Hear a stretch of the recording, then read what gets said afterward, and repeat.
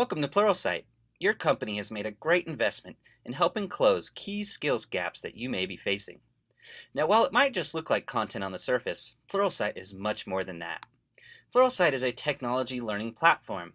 Now, what's that mean? No, it's not a platform for you to have to worry about. It's a platform designed to help you transform your business or your team at scale. With Pluralsight, you'll be able to evaluate the technical abilities of your teams, align learning to key business objectives, and close those key skill gaps that might be keeping you up at night, anywhere from cloud, mobile, and security to data, creative, whatever it might be. Let's jump in. This is your Admin Tools dashboard. Every time you sign in, you will come here. Your dashboard is a great place to see everything going on within your account, from a high level or being able to drill down within specific teams. Right away, you can see license counts, you can see specific analytics, or you can drill in to go deeper. Now, if you want to look at analytics even more, you'll have that option over here. But the next logical place to go from your dashboard might be your organization. On the organization page, you can start to structure your account however you'd like. Once you have it structured, whether it's by creating teams by department, by location, or specific technologies or skills you want to learn, then it'll be good to add people to your account. So create a new team here, and I'd suggest creating teams first before you invite people, as it'll make inviting even easier. So say we've created some teams and we know how we want to structure our account, let's invite some users. Now to do that, we can enter in emails here, whether we pull out of a CSV and copy and paste, or we enter them in off another list. Now what we talked about was helpful having those teams created because you can assign them right here as you bring people in. Another way to invite people is via a shared link. You can see here we have registered this domain. A specific link tied to our account is here. We can share it on an intranet via newsletter or whatever it might be. Once they hit this and sign up, they will funnel into our account. If you don't want to use these options, something like SSO is also available. Reach out to your Pluralsight contact. After your invites are sent, the next place you might want to go look is invites pending. So this is a great place to see of all those invites who has not yet signed up. Now you should know that you see these different days here. Once the email goes out, they have 45 days to take advantage of that license. We do allocate that license right away, so you can't invite more than you have purchased. But if they don't take advantage of it in those 45 days, it will go back into the licenses remaining. This is very important to know that we do allocate a license and that they must take advantage for those 45 days. After they get access or sign up in that 45-day window, they can use Pluralsight for however long that license remains active, depending on you or the account in general.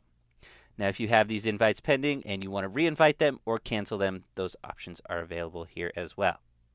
If we go back to all users within the organization tab, you can move people around to different teams.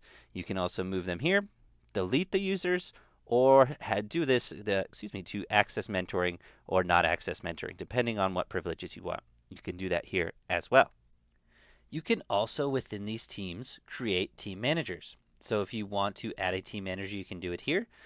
Or if you want the ability to add them up here, you can do that. So if you want a team leader or a department head or something to help run teams or see reports, you can add them right here. Now, I won't talk about the different privileges, but click on this link. There's also some ways to manage what privileges your team managers can have. Jumping back over, so we've created our account, we've invited people. The next logical thing would probably be to jump out in the library. So from the home page here, this is the learner home, both you and your learners will experience this, and it might look a little different to you right now, but we are updating all the experiences to look like this. You can find content via search. You can search for anything from a specific subject. You can see down here specific courses, as well as authors. If there's authors you want to find or have watched before and you want to find that content by author, you can do that. You can also browse content. So if we jump here, this is a great place to see all the different areas we have training for. If we jump into software development for this example, you can see some trending topics. You can continue to drill down over here. Let's pick Angular. Now, if we were to pick Angular here, or search Angular, or search really anything, it's going to come to this exact kind of faceted search experience, allowing you to continue to drill down. Now, why is this important? If there's other tools, other skill levels, and authors, those kind of things, you're going to be able to find the specific content you're looking for to whatever it might be. You'll also see paths, which are another great way to find and create content. So if we go into paths here and look at it at a holistic level, you can see here we have a lot of path options, and this is awesome, but you can also sort down. So if you want to look at software development paths, IT ops paths, creative paths, or certification-based paths, you can continue to sort here. Or if you want to search, you have that option as well. Now, there are two very important things to know about our paths. We have skill paths, and you'll see those marked here, and we also have certification paths. They'll either be here, or you can kind of see them here marked as practice exams. Some of them do not have practice exams yet, as you can see, but let's talk about the differences. Now, if we find the skill path here, I'm actually going to pick the Scrum Framework one. You can see here the skill path has a skill test. Now, I took the skill test, and each skill test takes about 5 to 10 minutes, 15 to 20 questions, and it uses our specific technology that's unique to Pluralsight to to identify where a skill score or a skill rating is. You can see here in the Scrum Framework, I got a 131. Now, this matches me up to everyone else who has taken this skill measurement, which can be thousands upon thousands of people with domain knowledge in this area, and measures me up against them. Now, proficient usually means they can take advantage of this skill or technology in a real-world scenario, but always you want to get up to expert and expert. Now, what's really cool here with my rating, it also shows me that I passed this first beginner phase. Now, this is really good. It saves me a lot of time, especially in paths that are really deep. So, if you assign or recommend a path to someone, know that we're going to help them identify where their skill is currently, where they should start in this path. After they've completed 60% of a path level, they can come here and remeasure their skill. They can see how far they've come. They can see, yes, my training is paying off, all my work. But we're also going to surface these skill tests in data to you in your reports and analytics section. So very good to know. Now let's take a look at a certification path. So if we jump into here one, you can see this one as a practice exam. So we had those skill tests in the other skill paths. In the certification path, we offer Transcender practice exams. Now, this is a very helpful tool and only included for our business users. It allows you to go in and take a test scenario like you were practicing for the real test, or you can go in there in a different experience and take questions and get feedback on those questions. So we've gone a little in depth in paths, but they're very, very important. These are curated by our experts to help your learners learn a specific skill or technology, as well as include those skill tests to help them identify where their strengths and weaknesses are and how to close them. And if you're in the certification area, the IT ops side of the house, these are very, very helpful tools alongside the training themselves to get certified in areas. Now, of all these different content types, we also have something very important called channels. Channels are a great way to curate Pluralsight content towards a specific goal or learning objective. So paths we curate, but with channels you can curate content around specific things you need done.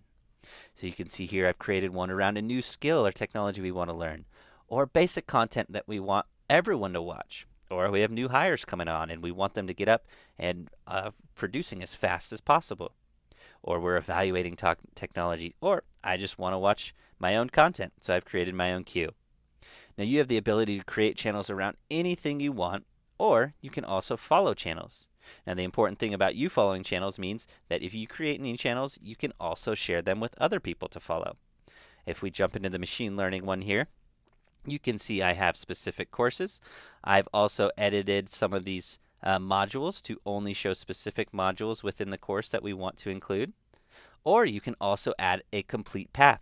So back on the path page or on the specific course page, we have options for you to add these two channels.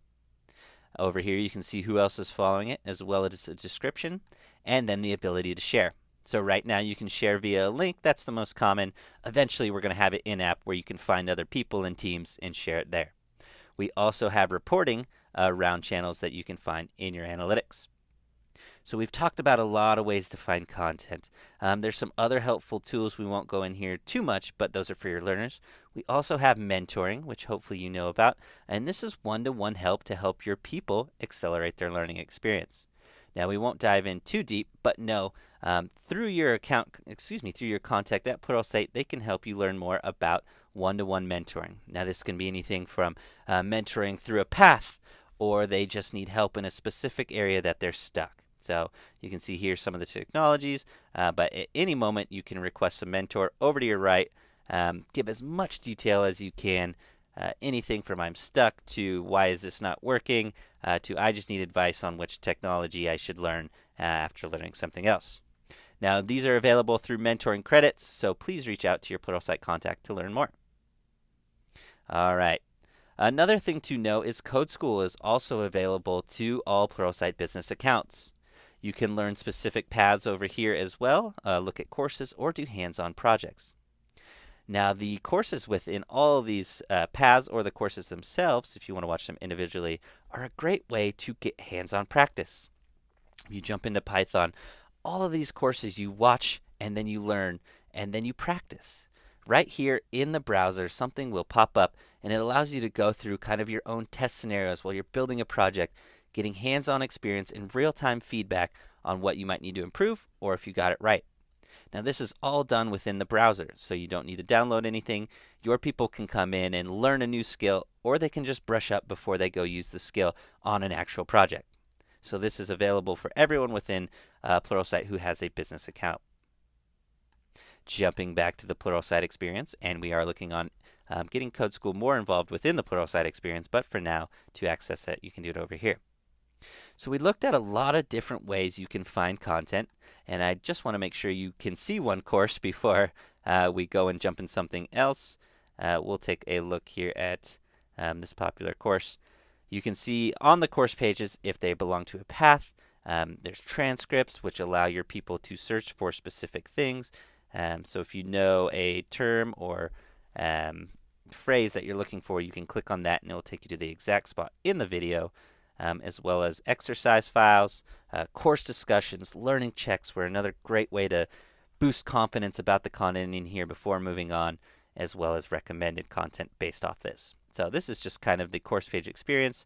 You can see here those bookmarks, add to channel, mentoring, all those other features we kind of talked about brought home here on the course page.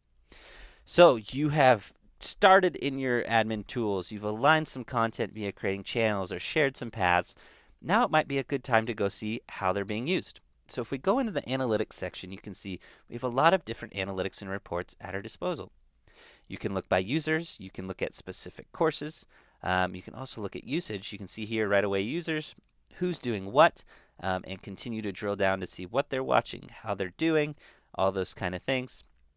Which courses are popular, and you can then drill down into each one of those to see who's watching it, how much they've watched it, and again, this is sortable up here by the specific days, by users, if you want to go down into teams and download.